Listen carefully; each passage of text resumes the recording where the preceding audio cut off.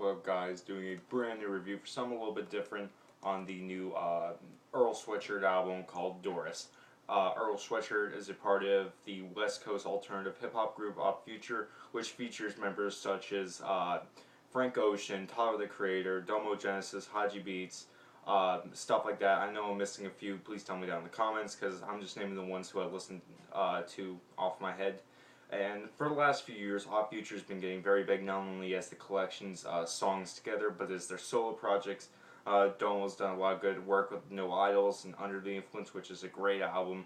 Tyler has become incredibly successful and become sort of a pop culture phenomenon with his odd personality and also excellent production and albums such as Wolf, Bastard, Goblin. And Haji's been doing his own kind of stuff, slowly progressing to their levels. But to me, Earl's situation was always the weirdest. From what I understand, he was sent away by his mother to live somewhere else for a year, and then he came back, and he started producing a new album, which would later become Doris. He did have a mixtape that did come out a while ago that was pretty good. It was kind of your standard Op Future fare, though, with lots of songs very violent, about killing, raping, sexual interactions, drugs, the usual kind of shit. But something must have happened with his time being away, being forced to move, where Earl has taken on a new lyrical aspiration. But this has kind of been going for some of the other Odd Future members, like with Domo Genesis, what he did with some of the songs on Under the Influence, and Tyler, particularly on Wolf, on the song Answer. So Earl's finally released his new album. It's been incredibly hyped. It's called Doris, and it is awesome. On this album, as far as Op Future members go, their beats, choice of samples, synths, stuff like that has been, rather experimental and almost covers a wide array of sounds and genres. On this, though, on Doris, Earl has taken a much more different approach to this. It's very stripped down, it is very simple, but also a lot of experimenting with the drum machine on the way it sounds and what's coming out. It's very atmospheric. Prime examples of this kind of show, especially on Hive, where the drums just sound really like dirty. There's also a very like haunting kind of menacing bass line that goes around with that song. Then we have more expansion based songs that kind of take some of the influence from other Odd Future groups, such as 20 Whip Caps, which says has the Adult Swim sample in it, because it sounds like something I would hear on like an older version of Adult Swim. Very kind of like very cool though. Then there's also the song Burgundy, which has an amazing beat that Neptune gave him. Very lustrous in sound. On the lyrics, we have a completely different situation. Like I said, they've been kind of maturing on all sides as far as Odd Future members. On Earl, though, where they kind of do maturity, kind of goes for darkness. There's a lot of use of isolation, inner city violence, death of friends, drug use, racial exposition, songs about his father dying, his grandmother dying, and his mother abandoning them. Not his father dying, his father leaving him.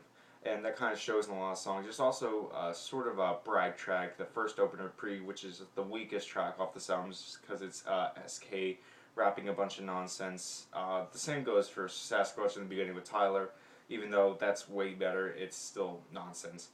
But we have some awesome guest appearances. Rissa does an amazing job on Molasses, on Whoa.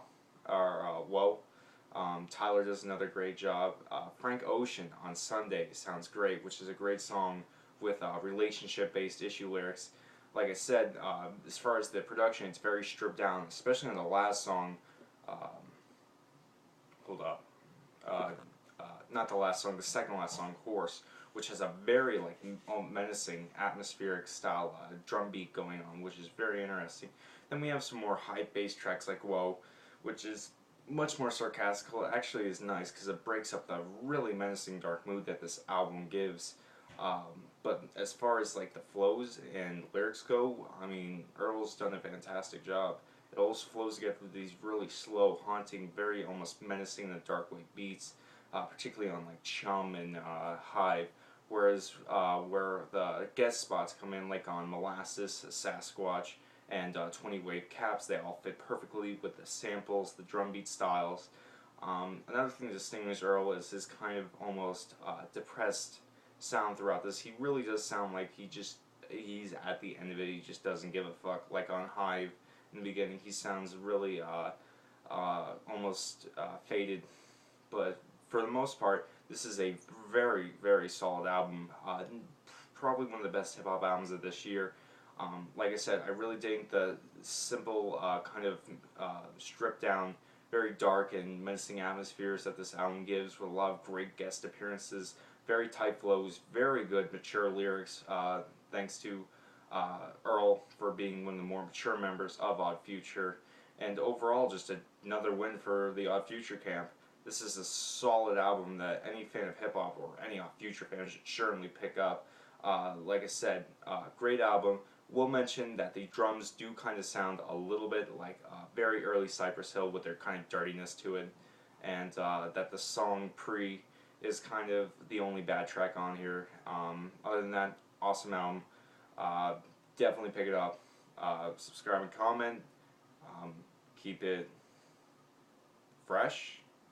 Bye.